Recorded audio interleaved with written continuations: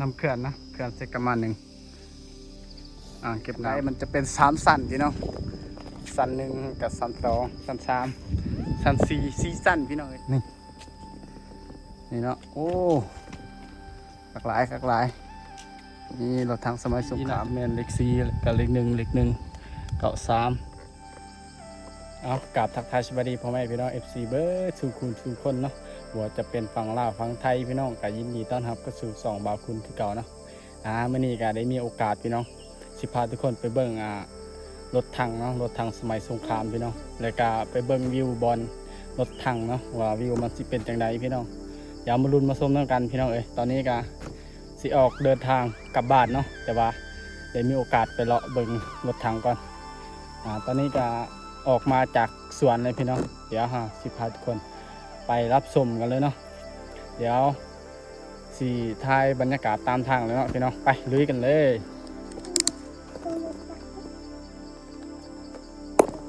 ไปกันเลยเนาะไปกันเลยพี่น้องเฮ้ยเอากับรถคู่ใจนะรถลาข้างคู่ใจบรรยากาศตามทางก็สิประมาณนี้เลยครับก็มีอย่างหลายเนาะแต่ไฮทงสวน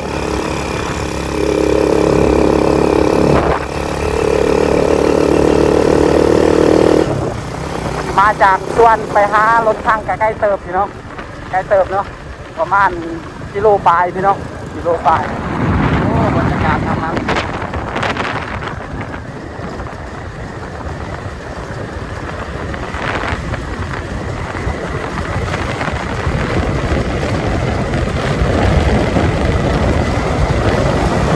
มากับร้านทรายเนาะพาร้านทรายไปเบิ่งร้านทรายเป็นบ่เคยไปเบิ่งเอาแค่ครั้งแรกเนาะครั้งแรกที่ไปสวนก็บ่ค่อยมีเวลาดอก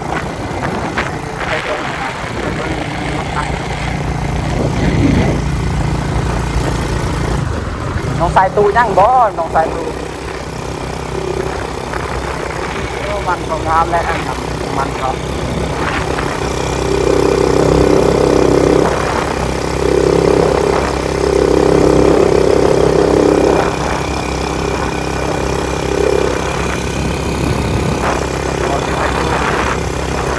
คนไปลุยกันเลยโอ้โหน้องสายตูกันยังเขาไปชื่อกันเนาะกันโมบิเชียวเลยเขาไปชื่อกันเนาะ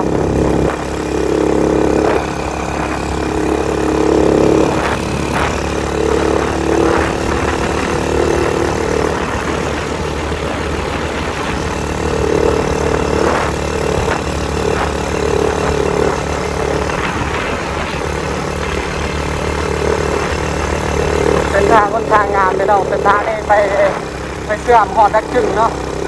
เป็นเชื่อมฮอดดักจึงเลยพี่น้องดักจึงเนาะลุยกันเลยพี่ฮอดแล้วพี่น้องโอ้ฮอดแล้วเด็กฮอดเลยเนาะ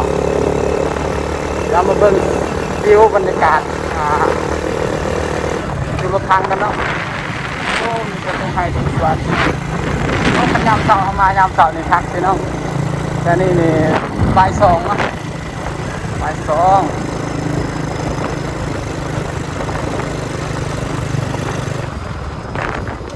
เอารถขึ้นเลยเนาะงั้นไปจิ๋วไป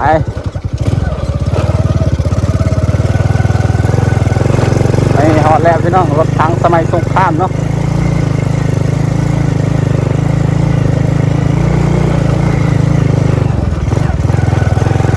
เอาขึ้นเลย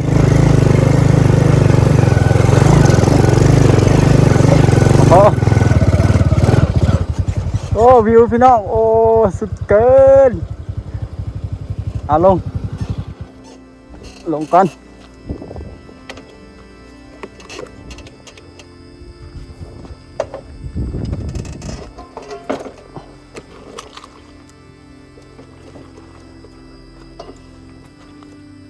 เคยเห็นหรือเปล่ารถถังเคยหรือเปล่ากำลังเคยเห็นเนาะแม่นบอก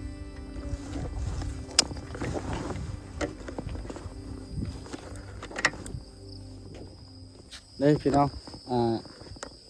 ให้เขาเนาะส่วนเขาพูนทางพูนเนาะเอ๊ะเขาสีจะเห็นหรือบอกนี่พี่น้องแถวนั้นแหละโอ้วิวพี่น้องเอ้ยคักหลาย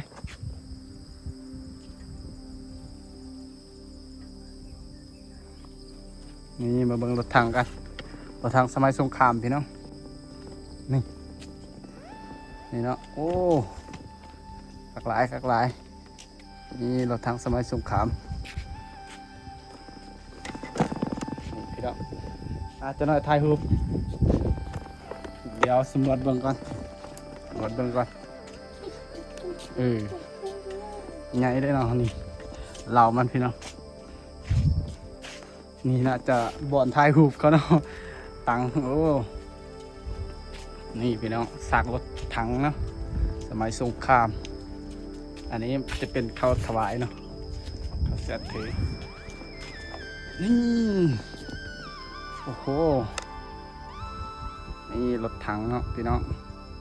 รถถังสมัยสงครามโซเวียตเนาะโซเวียตกับอเมริกา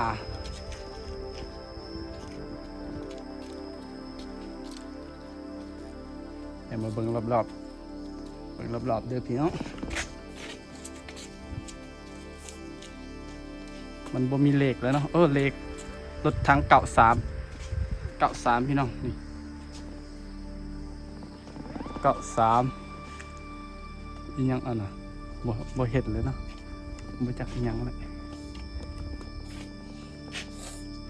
เขาอนุรักษ์เลยพี่น้องแต่ก่อนมันจะอยู่เทิงเนาะอยู่เทิงสถานที่อันนี้จุดชมวิวพี่น้องจุดชมวิวเนาะ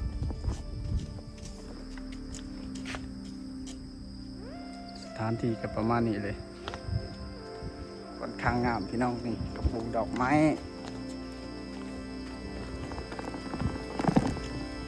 มาครั้งแรกพี่น้องรถถังเนาะรถถังสมัยสงครามสักรถถังโอ้แดดหลายพี่น้องนี่เนาะโอ้นี่จุดชมวิวนั่งบานานเมื่อสิถ่ายรูปนี่แน่นอนบ่ยืนขึ้นบ้างเห็นรอไปพอดีจะน้อยถ่ายเอาเอง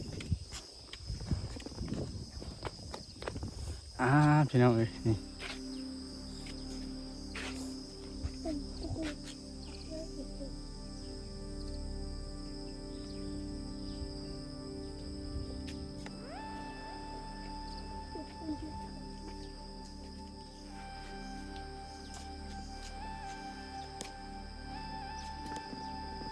เดี๋ยวขึ้นไปถึงอยู่บนนี้เด้อต้องขึ้นมันจะเป็นผ้าพี่น้องผ้าคนขับคนนั่งข้างคนขับนี่เล็กเห็นบ่พี่น้องเก่าสาม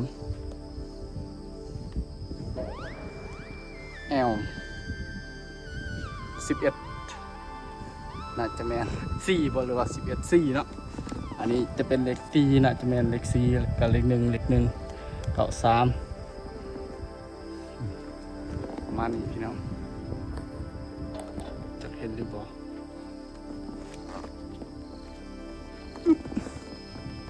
ในมันพี่น้อง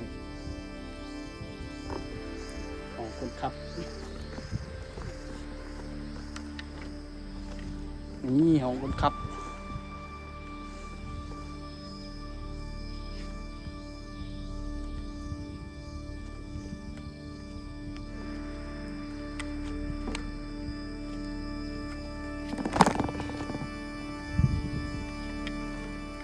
ประมาณนี้พี่น้องนี่จุดชมวิวพี่น้องเอ้ยคักหลาย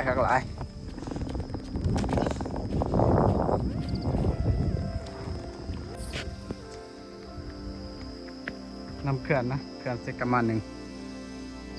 อ่างเก็บน้ำคูเนอร์นี่จะเป็นเขื่อนเลยเนาะนี่เขื่อนเซกามา1โอ้บรรยากาศพี่น้องรอบๆ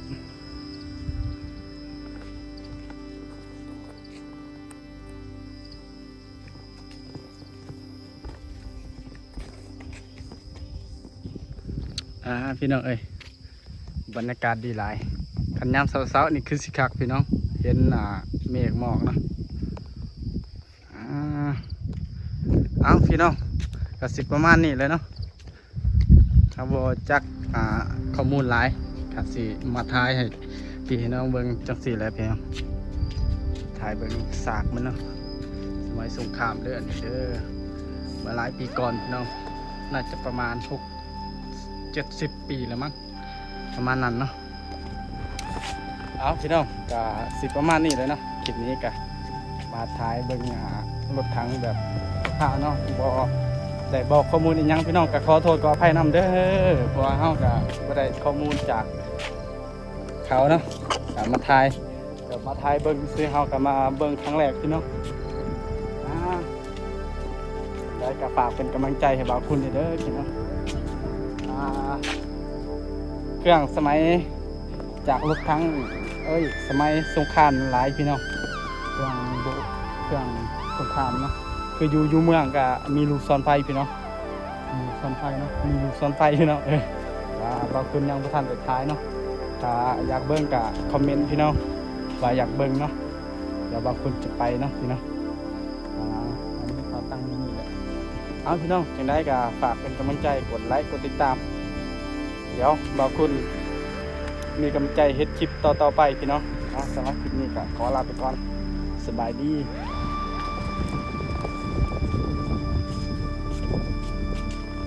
ไปพี่น้องครับนี่คันไดมันจะเป็น3สั้นพี่น้องสั้น1กับสั้น2สั้น3สั้น4สั้นพี่น้องเอ้ย4สั้นเนาะมากับรถห้างคู่ใจพี่น้องเบิ่งวิวนี่กับค่อยเบื่อเลยหลากหลายส่วนเฮากับฝากความอดทน